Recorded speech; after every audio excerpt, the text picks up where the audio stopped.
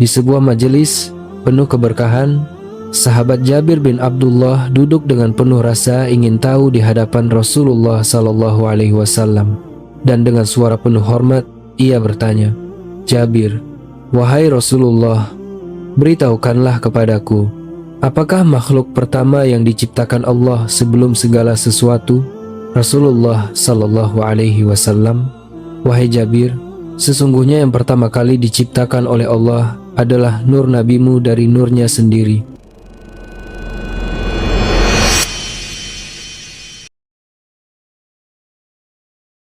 Sebelum waktu berjalan, sebelum bumi terbentuk, sebelum ada malaikat, arsy, dan bahkan pena yang menulis takdir, ada satu cahaya yang telah ada terlebih dahulu. Cahaya itulah asal dari segala sesuatu yang kini kita kenal, bahkan sebelum surga dan neraka diciptakan. Namun pertanyaannya, cahaya apakah itu? Mengapa seluruh alam bersumber darinya? Dan mengapa Rasulullah sallallahu alaihi wasallam disebut sebagai rahmat bagi seluruh alam bahkan sebelum beliau dilahirkan di dunia? Menurut kitab Daqaiqul Ahbar, ada satu makhluk pertama yang diciptakan Allah, sebuah cahaya suci yang menjadi asal segala ciptaan, Nur Muhammad sallallahu alaihi wasallam. Di sebuah majelis penuh keberkahan, sahabat Jabir bin Abdullah duduk dengan penuh rasa ingin tahu di hadapan Rasulullah sallallahu alaihi wasallam, dan dengan suara penuh hormat ia bertanya, "Jabir, wahai Rasulullah, beritahukanlah kepadaku, apakah makhluk pertama yang diciptakan Allah sebelum segala sesuatu?" Rasulullah sallallahu alaihi wasallam, "Wahai Jabir, sesungguhnya yang pertama kali diciptakan oleh Allah adalah nur nabimu dari nurnya sendiri. Dari nur itulah, wahai Jabir, segala sesuatu kemudian tercipta. Cahaya itu bukan seperti cahaya yang kita kenal, bukan sinar matahari, bukan nyala api, melainkan cahaya yang menjadi sebab bagi semua cahaya lainnya. Cahaya yang ketika Allah menghendaki untuk dikenal, maka dari kehendak itu terpancarlah wujud pertama, sebuah nur, sebuah cahaya hakikat yang darinya semua makhluk berawal. Para arif billah menyebutnya sebagai Nur Muhammad sallallahu alaihi wasallam. Bukan tubuh, bukan jasad, melainkan hakikat ruhani yang menjadi asal mula penciptaan seluruh alam. Para ulama berbeda dalam memahami hakikat cahaya ini, namun semuanya bersepakat bahwa keberadaan Rasulullah sallallahu alaihi wasallam adalah rahmat pertama yang Allah anugerahkan kepada semesta. Allah berfirman dalam surah Al-Anbiya ayat 107, "Dan tidaklah kami mengutusmu, Muhammad, melainkan sebagai rahmat bagi semesta alam." Rahmat ini bukan hanya dalam bentuk risalah kenabian, tetapi juga dalam wujud asal mula keberadaan itu sendiri. Dalam hadis yang diriwayatkan dari Jabir bin Abdullah, Rasulullah SAW bersabda, "Wahai Jabir, sesungguhnya Allah menciptakan sebelum segala sesuatu adalah nur nabimu dari nurnya." Imam Al-Qastolani dalam Al-Mawahib Al-Laduniyah menulis, "Sesungguhnya Nur Muhammad adalah asal segala sesuatu, karena dari beliaulah semua makhluk mengambil bagian dari cahaya wujud." Begitu pula Imam Al-Ghazali menafsirkan bahwa cahaya Nabi adalah tajalli pertama, penampakan pertama dari kehendak Allah yang ingin dikenal. Menurut kitab Daqaiqul Akhbar, Allah menciptakan Nur Muhammad SAW dalam sebuah tirai dari mutiara putih yang tampak seperti burung merak, lalu menaruhnya di atas pohon keyakinan Syajaratul Yakin. Namun, ini bukan burung merak yang kita kenal di dunia. Ini hanyalah gambaran rohani, sebuah perumpamaan dari keindahan yang tak mampu dijelaskan dengan kata. Burung merak itu ditempatkan di atas pohon keyakinan Syajaratul Yakin, dan di sana ia bertasbih kepada Allah selama 70.000 tahun lamanya. Tasbihnya bukan dengan suara, melainkan dengan cahaya dan getaran yang hanya Allah yang mengetahuinya. Kemudian Allah menciptakan cermin kehidupan Miratul Hayat, sebuah cermin dari cahaya suci yang mampu memantulkan keindahan hakikat makhluk. Ketika burung merak memandang ke dalam cermin itu, ia melihat keindahan dirinya, betapa sempurna, betapa agung ciptaan Allah pada dirinya. Namun saat melihat itu, rasa malu menyelimutinya. Ia merasa tidak layak atas keindahan yang diberikan oleh Tuhannya. Dan dari rasa malu itu, tetesan-tetesan keringat mulai jatuh dari tubuhnya. 6 tetes keringat yang menjadi asal mula ciptaan makhluk mulia di dunia. Dari tetesan pertama, Allah menciptakan Abu Bakar As-Siddiq, sahabat yang paling jujur dan setia kepada Rasulullah SAW. Dari tetesan kedua, tercipta Umar bin Al-Khattab, sosok pemberani yang menegakkan kebenaran tanpa gentar.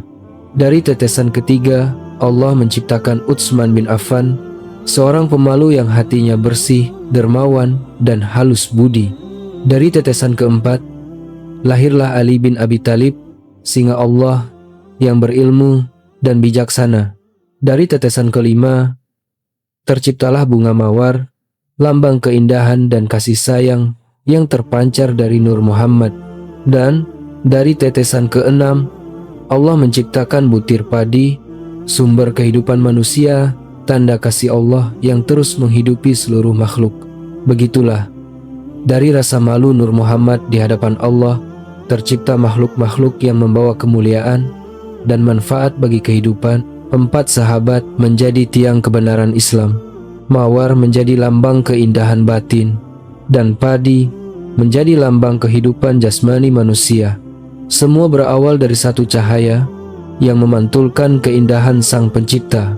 Setelah itu, Allah memandangnya dengan penuh kasih.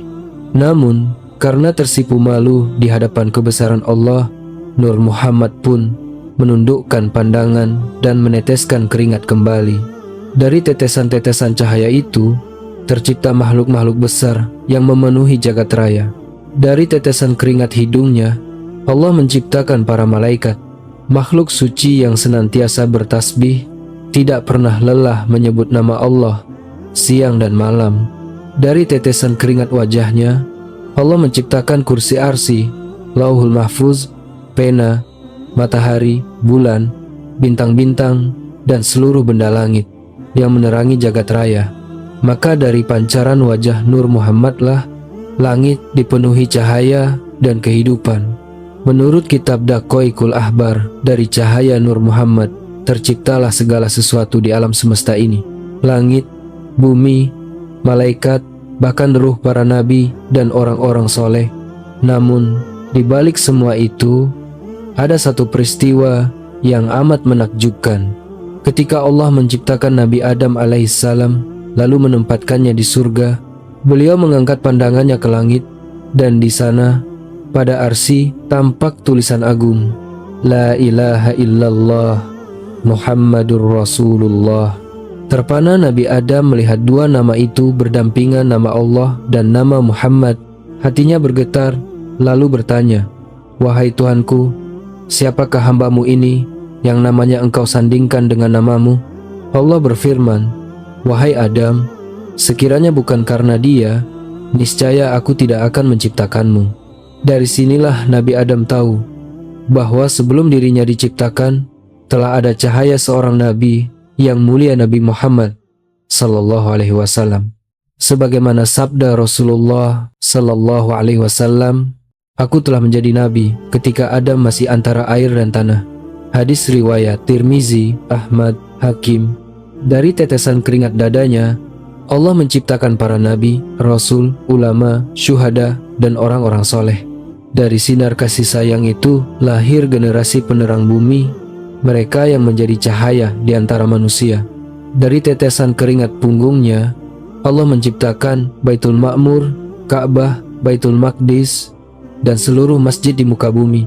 Tempat-tempat suci itu menjadi saksi penghambaan manusia kepada Allah, dan semuanya berasal dari keberkahan Nur Muhammad SAW.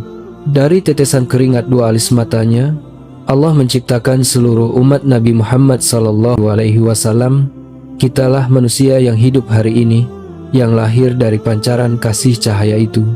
Maka di dalam diri setiap mukmin ada percikan kecil dari nur yang agung itu. Namun dari tetesan keringat kedua telinganya, Allah menciptakan kaum Yahudi, Nasrani, Majusi, dan golongan yang menentang kebenaran, termasuk kaum ateis, kafir, dan munafik. Bukan karena hinaan, tapi sebagai bagian dari kehendak Allah untuk menampakkan perbedaan antara cahaya dan kegelapan, antara iman dan kufur. Dan dari tetesan keringat kedua kakinya, Allah menciptakan bumi yang terbentang dari timur hingga barat, beserta segala isinya, gunung, lautan, tumbuhan, hewan, dan manusia. Semuanya muncul dari rahmat Nur Muhammad. Lalu Allah berfirman, "Wahai Nur Muhammad, saksikanlah segala sesuatu yang ada di sekitarmu." Maka Nur Muhammad pun menengok ke depan, ke belakang, ke kanan, dan ke kiri. Ia takjub melihat lautan cahaya yang memancar di sekelilingnya. Dan setiap cahaya itu ternyata bukanlah benda, melainkan ruh-ruh mulia dari para sahabatnya, Abu Bakar, Umar, Utsman, dan Ali. Melihat hal itu, Nur Muhammad kembali bersujud kepada Allah sebagai tanda syukur atas kebesarannya. Dan sejak saat itulah, sujud menjadi bagian dari ibadah. Sahabat cahaya ilmu, dari kisah ini kita belajar bahwa segala sesuatu bermula dari satu sumber cahaya Nur Muhammad SAW, rahmat pertama bagi semesta. Semoga kisah ini menambah cinta dan keyakinan kita kepada Rasulullah SAW. Wallahu a'lam bishawab. Jangan lupa like, subscribe, dan tinggalkan komentarmu agar kita terus menelusuri cahaya ilmu di Al Junaidi Channel. Wassalamualaikum warahmatullahi wabarakatuh.